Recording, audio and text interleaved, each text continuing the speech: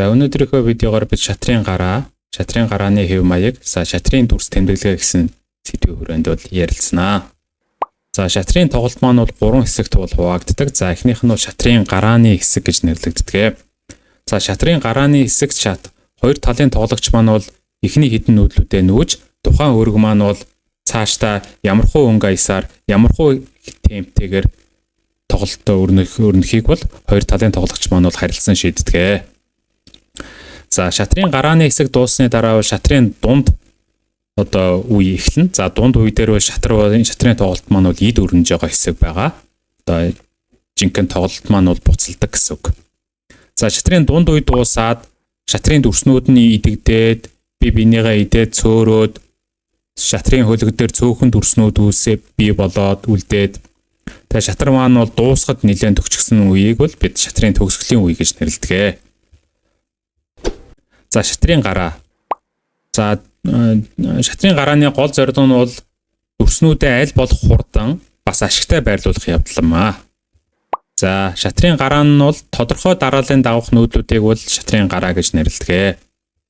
За шатрын гараа нь бол олон янзаар нэрлэгдсэн байдаг. За хамгийн түгээмэл нь бол хүний нэрээр эсвэл газар зүүн гэх мэт нэршлүүд бол их түгээмэл байдаг. За Сицил хамгаалт гэдээ байна. За Италид бол Сицил гэдэг арал байдаг тийм ээ.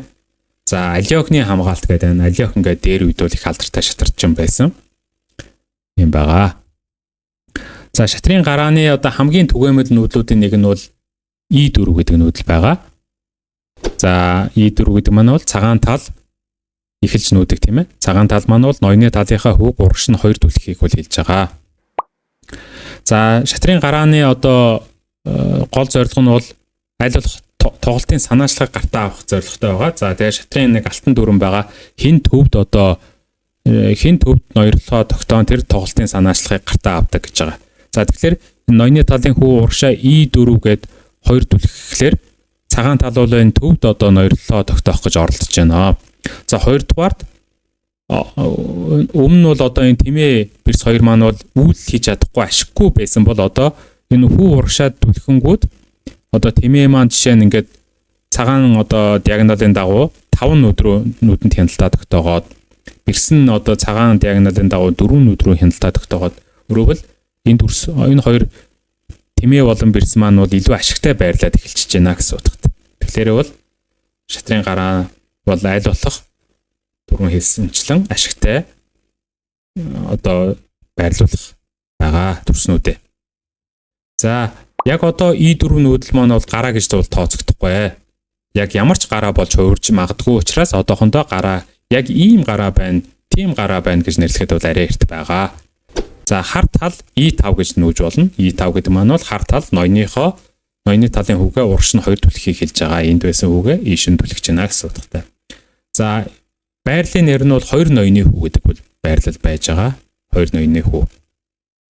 За гарааны төрөл нь бол нээлттэй гараанда тодорхойлогдно. Илүү нээлттэй тоглолт үүсэж байна гэсэн утгатайгаар. За хараахан гараа болоогүй л байна. Яг ийм гараа, тийм гараа гэж нэрлэхэд бол хараахан болоогүй, арай эрт байгаа гэсэн утгатай. За тэгвэл цагаан тал энд байсан тэмээгээ C4 рүү ингээд нүүж болно. За тэгэх юм бол жинхэнэ гараа болно. Уг гарааны нэр нь бол монголоор тэмээний гараа гэж нэрлэж байгаа. За англиараа бол олон улсдаа бол Bishop Opening гэж нэрлэж байгаа. За шатрын гарааны тухай. За дэлхий дээр бол шатрын гараа тэдгээр доторх дэд вариантуудын нийт тоо нь бол бараг 1300 орчим болдгоо. Өөрөөр ийм олон төрлийн гараа байдаг гэсэн үг. За вариант гэдэг нь бол гараан доторх дэд хувилбар буюу гараан доторх бичил гарааг вариант гэж нэрлэнэ. За гараа бол дүрсүүдийн байрлалын нэршил ба тухайн байрлалд хүрэх нүүдлийн дараалал заавал яг таг байх албагүй. Өөрөөр шатрын номон дээр цагаан ингэж нүгээд, хар ингэж нүгээд, цагаан ингэж нүгээд, хар ингэж нүгэнгүүд ийм байрлалтай болно. Үүнийг ийм гараа гэж нэрлэнэ гэд номон дээр байж болно. Тэгвэл яг тэр тухайн байрлал руу байрлалыг бий болгохдоо яг нүүдлийн дараалал нь баг зэрэг зөрж болно л гэсэн санаатай. Нүүдлийн дараалал нь заавал яг таг хатуу биелэх албагүй. Өөрөөр цагаан хар тал жоохон гээд ялгаатай нүүдлийн дараалал нөсөн ч гэсэндээ нөгөө номон дээр байсан тэр гарааны тэр байрлал руу очиж юм бол мэрэгчлэнүүд энэ бол тийм гараа байна гэд нэрлэж болдгоо. За нэг гараагаар эхлээд явцын дунд өөр гараа болон хуурчууд болдог. За үүнийг бол транспозинг гэж нэрлэдэг. За гарааны хэв маяг.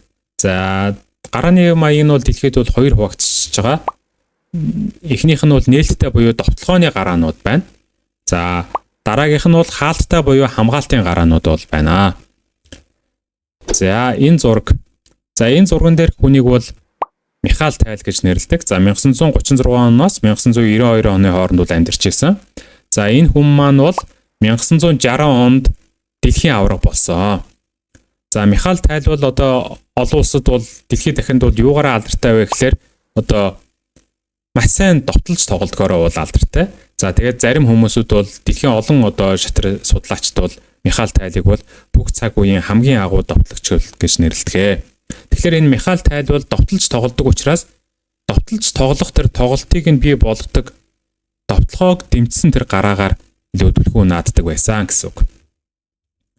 За энэ мөнгөн дэвсгэрт дээр дүрэн мөнхөрсөн хүн бол Тигран Петросян гэдэг хүн байгаа. 1929 оноос 1984 оны хооронд амьдарч байсан. За энэ хүн бол 1963 онд дэлхийн аварга болсон. Шатрын дэлхийн аварга болсон. За энэ хүн юугаараа онцлог вэ гэхээр маш сайн хамгаалж тоглодог тийм тоглогч байгаа. Ерөөс шатрын гараа нь шатрын өргөн эхлээл ерөөсөө л хамгаалаад эхэлждэг. Хамгаалтын байрлал үүсгээл хамгаалаад айгүй маш болгоомжтой тоглодог гэсэн. Тэгээд хамгаалаад маш сайн хамгаалчингууд эсрэг талын хүн нь нөгөө хамгаалтын сэтгэлгээд нөгөө сайн хамгаалсан байрлалыг нь эвдэж довтлох гэж орж ирэнгүүтээ л хожигдчиход байгаа байхгүй эсрэг тал нь. Өөрөөр маш сайн хамгаалж агаад та боломж гарангууд эсрэг талаа зохилт үзүүлж хождог тийм тоглогч байгаа. За Тигран Петросян бол нэг бол хожиход бол тун хэцүү нэгэн гэж бол судлаачд бол үздэг. За шатрын тэмдэглэгээ.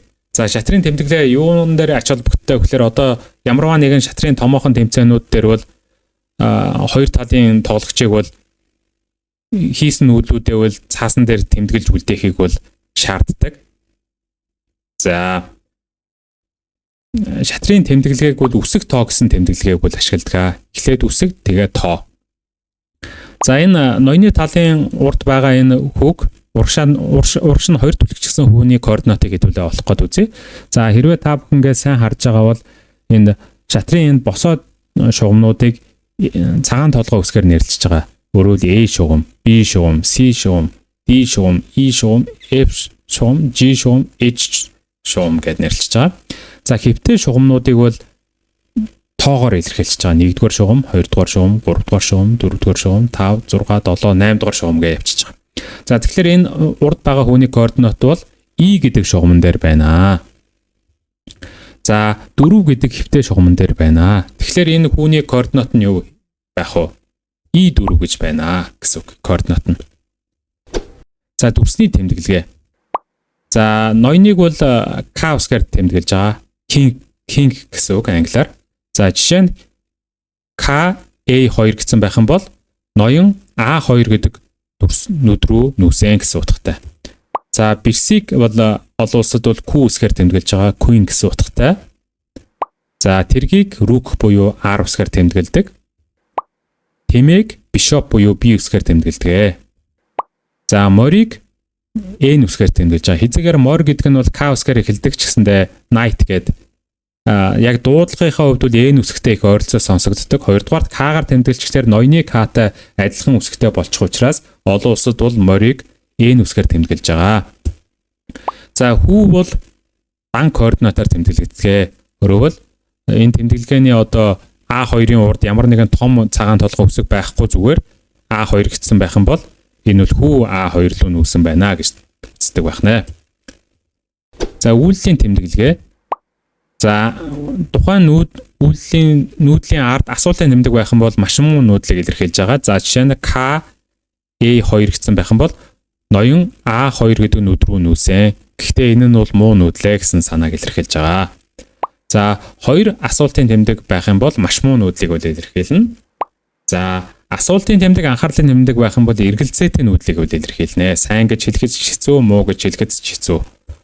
За асуултын тэмдэг биш анхаарлын тэмдэг, асуултын тэмдэг байх юм бол сонирхолтой нүүдэл гэхдээ эрсдэлтэй гэдгийг бол илэрхийлж байгаа.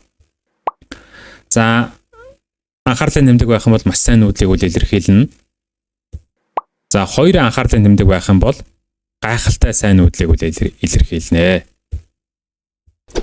За 0 дундуур зураас 0 гэсэн байх юм бол ноёны тал руугаа сэлгээ ихийг тэмдэглэнэ. 0 дундуур зураас 0 гэсэн байх юм бол бэрсний тал руугаа сэлгээ ихийг тэмдэглэнэ. За шатрын тоглолтын явцад эсрэг талынхаа дүрсийг идэж болдог. Тэгвэл идэж байгаа үед бол x тэмдэглэгийг үл тавьдаг байна. За эсрэг талынхаа ноёныг шагналж болно. Шаглах юм бол нэмэх тэмдэг тавина. За давхар цохилт гэдэг шиг бас давхар шалаа бол шатарт бол үүсдэг. Өөрөөр эсрэг талынхаа ноёныг өөрийнхөө 2 дүрсээр нэгэн зэрэг шалаа хийж болно. Тэгэх юм бол нэмэх гэж тэмдэглэдэг байна. За мадлахын бол жагтад тэмдэг тавьдаг байна. За мад болоод бол тоглолт бол дуустдаг. За тэгээд 1 дундуур зураас 0 гэсэн байх юм бол цагаан хоцсныг илэрхийлнэ. 0 дундуур зураас 1 гэх юм бол хар хоцсныг илэрхийлнэ. За 1-ийг хуваах нь 2, 1-ийг хуваах нь 2 буюу өөрөөр 0.5 гэж тэмдэглэсэн байх юм бол 2 тал бол цагаан хар 2 тал бол тэнцсэн гэдгийг үл илэрхийлнэ. За анхаарал хандуусанд баярлалаа. За таалагдсан бол лайк, дарс, subscribe хийж манай сувгийг дэмжээрэй. Баярлалаа, баяртай.